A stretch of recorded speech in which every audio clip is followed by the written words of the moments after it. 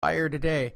Carl Frampton versus Nonito Donaire. Nonito Donaire needs to lose a few more brain cells, so he's inked to sign a deal April 21st in Belfast. You're so mean. Why are you so mean to Bay Area fighters, Lee? I love. Wait, so hold on. First of all, I guy? really like Nonito Donaire. First of all, if you're somebody who's ever done this show, I'm gonna pull for you. Period. Okay, that's kind of the unwritten rule of doing this show. Secondly, he is a really nice guy. Thirdly, he's a beaten fighter, dude. He just went to the Philippines and donated 100 homes. Hey, it's a very nice hillside too. What did that cost him? About $50? I don't know, but it's a nice. I would do it if I had the money, Lee. Shoot, I would too. All right. So Nonito Donaire takes on Carl Peter Frampton on April 21st in Belfast. I feel the cold hand of Eddie Hearn behind all this. Who's in charge? No, this is MTK. This is PBC. PBC has got some part in this. Carl Frampton has had many Richard fights Schaefer. Wah, wah. Yeah, Carl Frampton has had many fights with PBC guys. What did he fight? Leo Santa Cruz. He fought him twice. Scott Quigg. I don't know if Scott Quigg was under PBC at that moment, but the Leo Santa Cruz connection. Carl Frampton has fought under Al Heyman. Nonito just signed with Al Heyman, so that's why he got this fight. So why is this not? But wait a minute. I'm going to sound like somebody who actually cares about boxing. Why is this not Frampton Santa Cruz 3?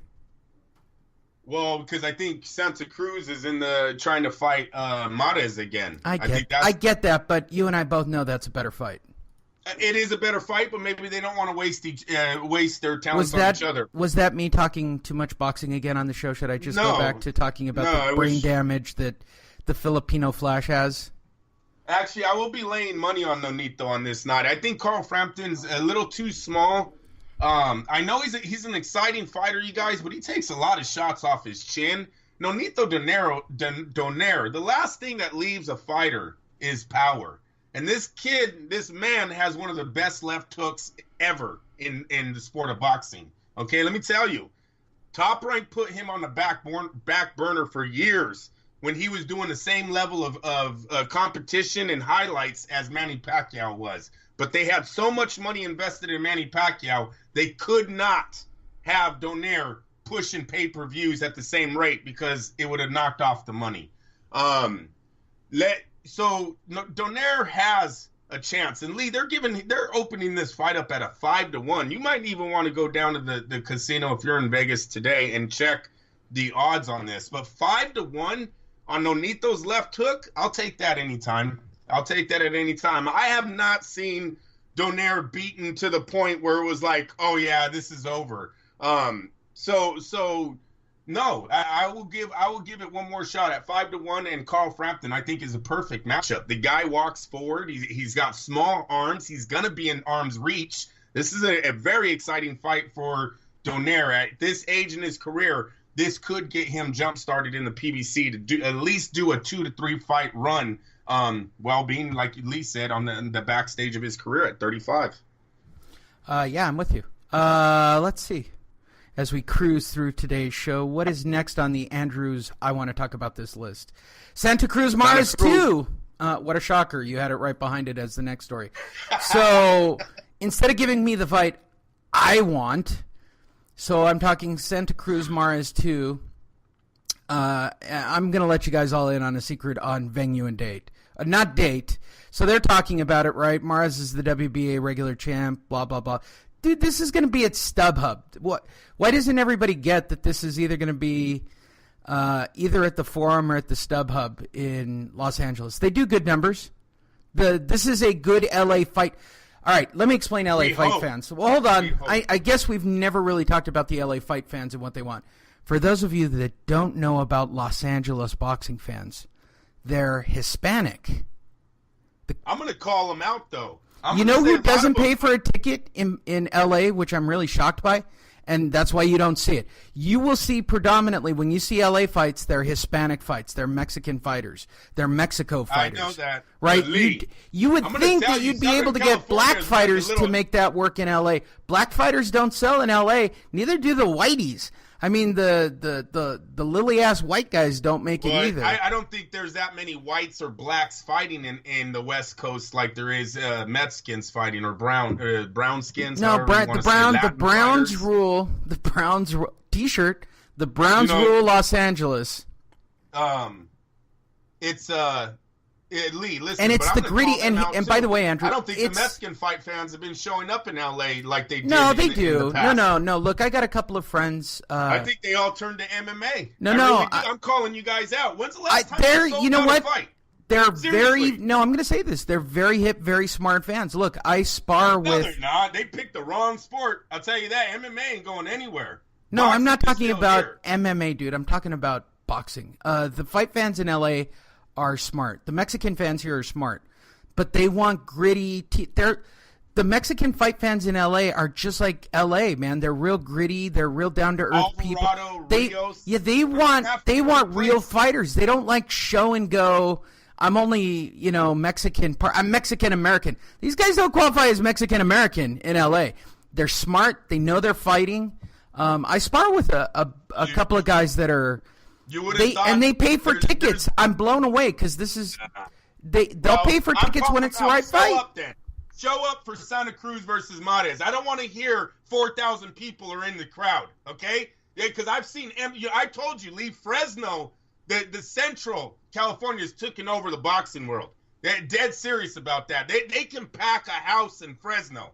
Yeah, I want to see it back in Southern California. I loved it when. Don't get me wrong. I'm not hating. I'm just nearly stating the facts. The last time Los Angeles really showed up, or Southern California really showed up for a fight, was Antonio Margarito versus Shane Mosley. I believe that was the last time they sold out the Staples Center down there. That was years ago, Lee. Years ago. I just don't see it anymore. So, yeah, hopefully Marez versus Santa Cruz will do big numbers, but I'm going to tell you, there wasn't about a few months ago, these two were on the same card in Southern California, and nobody showed up. Yeah, I'm with you. Bring it back. That's all I'm saying. I just think that they've no, and I truly believe this.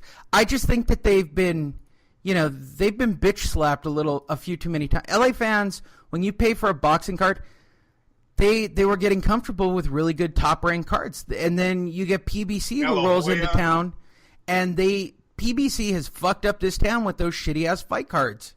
Possibly, yes, sir. It is what it is. A lot of matchmaking. We won't just put it on one. All right. Because De La Hoya's thrown some shitty cards out there, too. You know that. He puts one headliner and a showcase. A headliner versus a showcase is really what Oscar always gives out there in those Southern California fights also. So we won't just put it on the PBC, but the fans need to show up to this one. If Marez versus Leo Santa Cruz gets signed for the Staples Center, Lee, that fight better be sold out because those two have given everything to this sport. I'm telling you, it's going to be a very sad day if they don't sell out LA where we used to sell out all the time. Wasn't there a record of sellouts down there at one point? Yeah, but they had really good fights happening. I know. No, I hear you on that. I definitely hear you on that side. You got Oscar De La Hoya showing up out there fighting. I hear Sugar Shane Mosley. I hear you. Yes, which takes us to more PBC horseshit. Robert Easter Jr. doesn't believe Mikey Garcia gay. He looked like a liar in this one, Lee. Yeah. Go ahead. Okay, Mikey Garcia, for those of you who don't know, 37-0, 30 KOs, is going to remain at 140 pounds for a second consecutive fight. This time to take on Sergey Lipnitz. Why, you might ask? Why is he fighting Sergey Lipshit? Well, he says that Robert Easter doesn't draw. That's the bottom line. He's not a big draw. He's not a big name. Easter, who has packed an 8,000-seat arena in the shithole of Toledo, Ohio for the past two fights, disputes Garcia's rationale. That's just a lame excuse to not fight. I agree with Robert. I don't produce enough fan. What does Lipschitz do? No disrespect to him, but what? Come on. Everybody knows it's not true. I have fans all over. My fan base is big. Like I said, it doesn't matter if we fought in a room with nobody. It shouldn't even matter. If the money's good and the contract's good, then we should fight. I wouldn't care about fighting in front of nobody because I know what I'm going to do. You know what? I agree with you. I think Mikey Garcia is full of shit. And by the way, here we are with a Mexican fighter, right, who looks like he's sure as fuck ducking somebody. His whole career, Lee. Mikey Garcia. His whole career, his heart has been in question, Lee. Keeping the O. That's right. Way to go, PBC. Making fans wherever you go. Takes us to our next story. Dana White. He's seen enough. I'm going to do boxing, but I'm not going to work with Showtime. I despise those fucking guys. UFC President Dana White, for those of you who know nothing about Dana White, is never short on words. He is a quote machine. I've even gotten him in the old days for Fight Net Radio, but he is amazing. Thinking about this, and I don't give a shit about Showtime. Fucking full of shit press release that they put out. It's the biggest fight ever in combat history. They did 6.7 million buys, and if the service didn't drop, we would have gotten closer to 7 million. It was the biggest event ever. It was the biggest boxing event ever. There was That's where... Hey, Lee. Oh, he's so great. Lee, that's where he's showing his inexperience, though, right there, Lee. Lee, boxing never says the world numbers. Do you know what the world numbers would be if in every major fight... I know. You know what I mean? All right, go ahead, then. The way it was handled, the press release and what they did, I don't trust them before, and I just despise those fucking guys. I will never work with them again. You know what? Good for you. You guys, you know what he's setting up now? All right? Yes, he is. Yes, I do. He is setting up what I expected all along, and he's going to probably do it with McGregor and Mayweather again. He'll make it an internet-only live stream and take all the monies ever. Because once you cut out Showtime and pay-per-view or HBO and pay-per-view, you cut... For those of you who don't get it, that's $63 at the end of the day.